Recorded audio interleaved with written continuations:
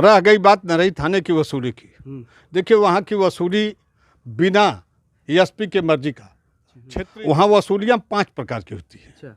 पहला नंबर गौ तस्करी, अच्छा, दूसरा नंबर कैसे बालू आपको इसके बारे में जानकारी है, कैसे आप कह सकते हैं? मैं उस जिले में कार्यरत हूँ, 15 साल नौकरी किया हूँ, 1-2 दिन थोड़ा नहीं नौकरी किया हूँ। मैं तो बलिया का चप्पा चप्पा जानता हूँ, चप्पा चप्पा विधायकों नेताओं मंत्रियों का करामात जानता हूँ। फेफना रहा, नरही रहा, इसके बाद दुबहड़ रहा, मनियर रहा, सिकंदरपुर रहा, वहाँ भर्ती हुए थे सबसे मैं सन 1977 में भर्ती 77 में हुआ। भर्ती हुए। अरे मैं करा उच्च अधिकारियों की हनक होती, नेताओं की हनक होती तो वसूलियाँ कैसे होती? आप क्यों इतना भड़के हुए हैं? मैं इसलिए भड़का हूं केवल कि वहां सिपाहियों को मोहरा बनाया गया, दरोगा को मोहरा बनाया गया। एसओ तो खैर ठीक है, एसओ तो उसमें इन्वॉल्व थे, एसओ की मर्जी से होता था, लेकिन वहां सीओ, एडिशनल एसपी सारे जिलों के बॉर्डर के सम्मिलित हैं। इन लोगों के विरुद्ध क्यों नहीं करवाई? और ये तो मेरी ये वाला कहावत सुना है कि नहीं कि गेहूं के साथ साथ घून भी पीसा जाता है? नहीं, गेहूं घून पिसा जाता तो गेहूं तो बचा है, गेहूं पिसा कहाँ गया?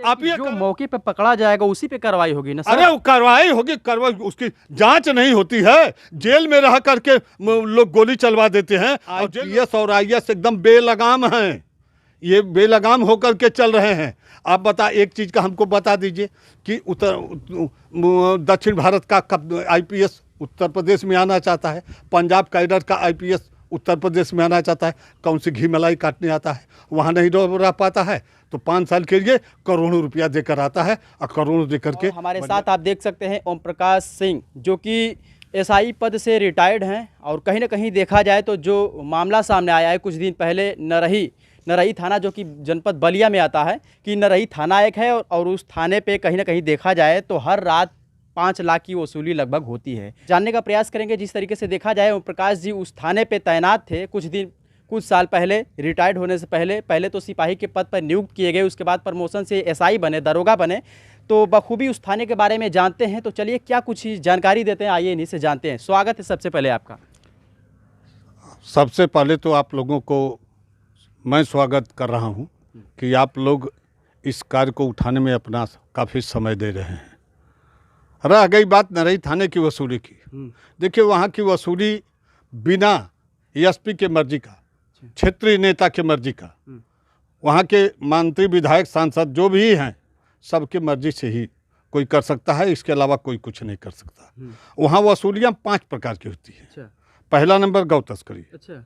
दूसरा नंबर बालू तस्करी जो बिहार से बालू आती है, अच्छा।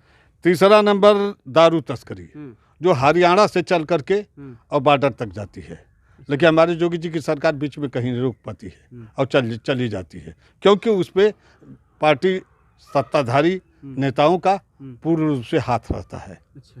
तो चौथा नंबर आपके यूपी का गल्ला बिहार में जाता है। यूपी का गल्ला बिहार में जाता है, जिसकी वजह से काफ़ी हमारे गल्लों की कीमत नहीं मानी जाती है, इसकी बिहार में जाती है। तो 5वां नंबर लोहे की तस्करी बहुत ज़्यादा होती है। अच्छा। जो बिहार का लोहा होता है वो सस्ता मिलता है, हमारे यहाँ का जो छड़ जैसे है, पटरी है, जो भी ये लोहे हैं, ये लोहे हमारे यहाँ महंगा है, तो वो बिहार से ले आकर के, और नंबर 2 का ले आकर के बिना टैक्स का, बिना जीएसटी का, बिना कुछ का, बिना लाइसेंस आप इतना तस्करी बता रहे हैं, हाथ पे गिनवा रहे हैं कि 4 से 5 7 तस्करी की जाती हैं यूपी से बिहार, तो कैसे आपको इसके बारे में जानकारी है, कैसे आप कह सकते हैं? मैं उस जिले में कार्यरत हूँ, 15 साल नौकरी किया हूँ, 1-2 दिन थोड़ा नहीं नौकरी किया हूँ। मैं तो बलिया का चप्पा चप्पा जानता हूँ, चप्पा चप्पा विधायकों नेताओं मंत्रियों का करामात जानता हूँ, किसका कितना कैडर है ये भी जानता हूँ। आप ये चीज़ हमसे क्वेश्चन करेंगे। तैनात थे आप? मैं बलिया में फेफना रहा, नरही रहा, इसके बाद दुबहड़ रहा, मनियर रहा, सिकंदरपुर रहा, वहाँ यहाँ रसड़ा रहा, तो ऐसे थानों पर मैं कार्यरत रहा। नरही थाने पे आप कभी बिल्कुल रहा हूँ। सन 2000 कितने साल? मात्र 3 महीना 2.5 महीना। अच्छा। इसलिए कि वहीं पर एक मुंशी को एक एसओ ने रिवॉल्वर निकाल लिया जो विमलेंद्र कुमार गोरखपुर में था, इस समय भगवान जाने कहाँ हो, वो इतना पैसे में पागल हो गया कि मुझको गोली मारने लगा। दूसरा मेरा एक ऑब्जेक्शन और था कि ये जो पिकेट 15 दिन एसओ की लगती है, 15 दिन हम कहते थे कि क्यों 15 दिन, तुमने तो सब सिपाही हमसे कहे कि भैया तनी सर तू ही बोलवा था कुछ हो, तो हमने कहा कि जो है क्यों तुम 15 दिन लोग, अगर किसी दिन पकड़े जाएंगे तो 15 दिन वाला तुम 15 दिन लिए, अब बाकी दिन आधा लिए, 22.5 दिन ले लिए, और 7.5 दिन में 1/10 दिन हिस्सा नहीं सिपाही को मिलेगा और जेल जाएगा बराबर। जुर्म का भागीदार बराबर। आज बताइए, आज सिपाही जो जेल गए हैं तो क्या उनको बराबर सजा है कि तनिक कम है? हिस्सेदारी तो 22.5 दिन था उनका, अब वो 1/10 दिन भी नहीं है। अब बताइए कि जेल का जो भागीदार सिपाही भी बराबर है, तो ये गलत था। ये सब ऑब्जेक्शन मैं करता था एसओ से, चूंकि हमारा कल्चर है, हमारी पोस्टिंग होती थी एसओ की, तो एसओ लोग मुझसे घबराते थे, मैं नहीं घबराता था। अच्छा, आप कब भर्ती हुए थे सबसे मैं पहले? सन 1977 में भर्ती 77 में हुआ। भर्ती हुए थे। 77 में 77 में 2019 मतलब कांस्टेबल के पद पे। कांस्टेबल के पद पे। कब आप एसआई बने? एसआई तो बने लास्ट में। लास्ट में। हाँ, तो इस तरह से देखिए वहाँ की वसूली में सरकार सम्मिलित है निश्चित रूप से। इसको दावे से कह रहा हूँ। कैसे आप कह सकते हैं, जिस तरीके से देखा जाए इतने भारी तरीके से छापेमारी की गई है? मैं रहा हूँ, आप ये थानामा में बैठ करके कहते थे कि पिकेट इनकी मत लगाओ। अब क्या बताएंगे, अभी कैसे कह सकते हैं? उच्च अधिकारी इतना योजना बना करके उस थाने को पकड़े हैं और पूरा अच्छे से छापेमारी हुआ, और आप कह रहे हैं कि अरे मैं कह रहा हूँ उच्च अधिकारियों की हनक होती, नेताओं की हनक होती तो वसूलियाँ कैसे होती? अगर उच्च अधिकारियों और अधिकारियों की, उच्च अधिकारियों और नेताओं की अगर जो सहमत नहीं होती तो वो टाइट हो जाते कि हाँ वसूली, किसी की जरूरत है कि 1 रुपया ले लेगा? इनका सहयोग नहीं होगा तो ये क्वेश्चन आप कीजिए, लेकिन वो क्वेश्चन का उत्तर हम वही देंगे जो सत्यता है। वसूली होती है, होती रहेगी, तो आप भी रुकेगी रहे होंगे जब आप तैनात हम थे। जो रह ही नहीं पाए, तो 10 लाख के नुकसान में उस थाने से चले गए। 16 माह कंटिन्यू सस्पेंड रहे, सस्पेंशन में मेरा ट्रांसफर कर दिया गया। क्यों ट्रांसफर कर दिया गया, क्यों सस्पेंड? उसी मुकदमे को लेकर के, एससीएट का मुकदमा लिखा गया था, मुझे गिरफ्तार किया जा रहा था, मैं फरार हुआ था। मैं जाकर के हाई कोर्ट से अरेस्टिंग स्टे लाया, जाकर के जमानत कराया, कैसे कैसे झेला उसको। अब 10 बरस तो उस मुकदमे को 2010 से रिटायर के समय तक झेले, कैसे कैसे झेल करके 2017 में जाकर के मुकदमे को ख़त्म करा पाए, और तब मुझे प्रमोशन मिला, और प्रमोशन मिल के मेरी वेतन लग पाई।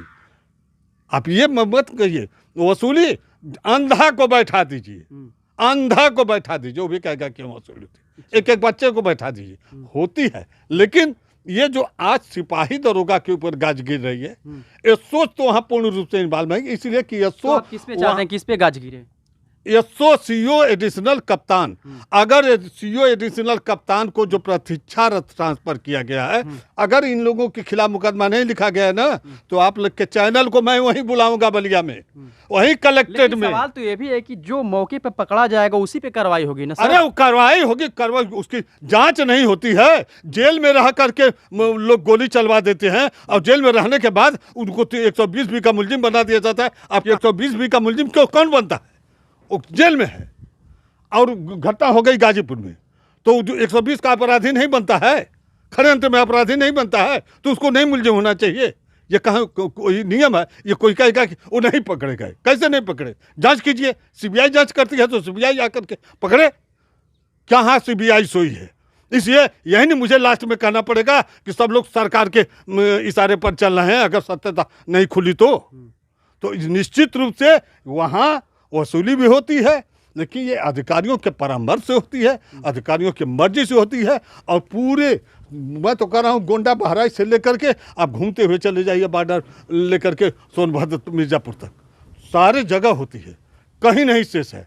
आज नरही को सुर्खियों में रखा गया। नरही चूंकि ऐसा बॉर्डर है कि गंगा जी इस पर, गंगा जी उस पर, इतने का वहाँ भर, उधर दोनों का सरहद तगड़ा है। जैसे आपके नेपाल बॉर्डर का बढ़नी माना जाता है, तो बढ़नी इधर की मार्केट इंडिया की है और उधर की मार्केट नेपाल के, दोनों मार्केट सटी है।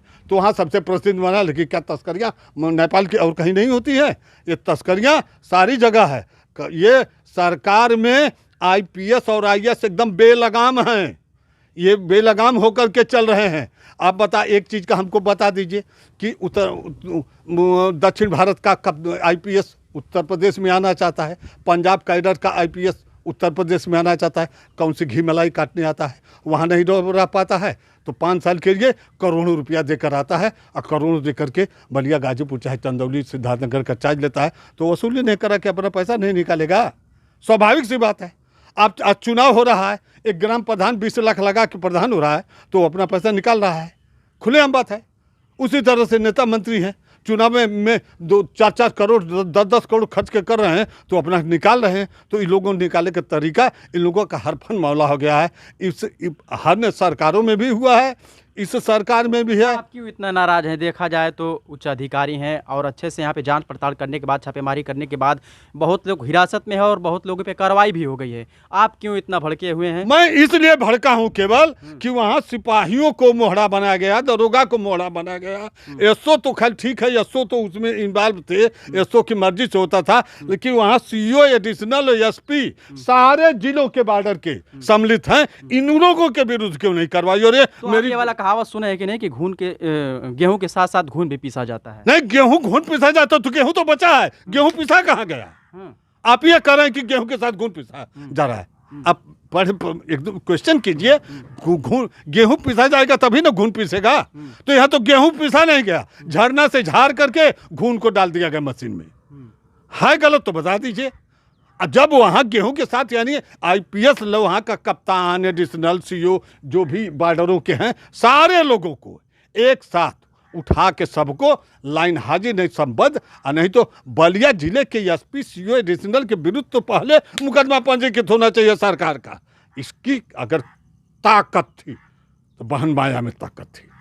चलती थी देवरिया, हिलता था बलिया, चलती थी बलिया, हिलता था चंदौली। ये ताकत केवल ये एक व्यक्ति थी। वो अच्छी थी, गंदी थी, पार्टी लेवल की बात ही नहीं, लेकिन जो आईएएस आईपीएस के ऊपर अगर अंकुश था तो केवल बहन माया के पास था। इस सरकार में हम कह रहे हैं कि एसओ 6 महीना नहीं रहेंगे, साल बने रहेंगे, 3 साल में ट्रांसफर अन्य जिले इंस्पेक्टर दरोगा का किया जाएगा, और कप्तान जाकर के एक ही थाने पर 3 साल रहेंगे एक ही जिले में। ये कहाँ का नियम है? कप्तानों की तो पोस्टिंग 3 माह की कर देना चाहिए। 6 माह से अधिक तो इन लोगों को रहना ही नहीं चाहिए एक जिले में। ये लोग जहां अड्डा गाड़ पाए 2 साल 3 साल, तो ये निश्चित उस जिले को बेच करके, बंधक रख के, गिरवी रख के चले जाएंगे। उस जिले के लोग छुड़ाने में भी परेशान हो जाएंगे। लोग सोचते हैं एक आईएएस और आईपीएस ये लाभी चाह दे तो एक पत्ता नहीं हिलेगा, एक पत्ता नहीं हिलेगा, हम आप नहीं हिल पाएंगे। लेकिन ये लोग खुद भ्रष्ट हैं, तो भ्रष्टाचार कहाँ से रोकेंगे? नेता मंत्री भ्रष्ट हो गए तो कल्याण कहाँ से होगा? इस बात को देखिए, इस बात पे जाइए। बस इसके लिए और बात पूछना हो पूछिए आप आपसे। तो चलिए, कहीं ना कहीं बेबाकी से बात करने के लिए, और जिस तरीके से देखा जाए तो नरही थाना जो कि काफ़ी मशहूर है, इसका चर्चा हर जनपदों में और अगल बगल के जो राज्य हैं, जब से छापेमारी हुई तब से होने लगी है। वही नरही थाने पे कुछ दिन मौजूद थे, उनकी तैनाती थी और फिर एसआई बने। इसके बाद से वहाँ का उन्होंने रवैया देखा, जिसको लेकर के इनके अंदर काफ़ी नाराज़गी थी। कहीं जो उसमें बेगुनाह है वो भी पीसा जा रहा है, ऐसा इनका कहना है। तो चलिए दोस्तों, आपका क्या विचार है इस चीज़ को लेकर के? आप क्या कुछ कहेंगे? कमेंट सेक्शन में अपना विचार और सुझाव जरूर बताइएगा। बहुत बहुत धन्यवाद।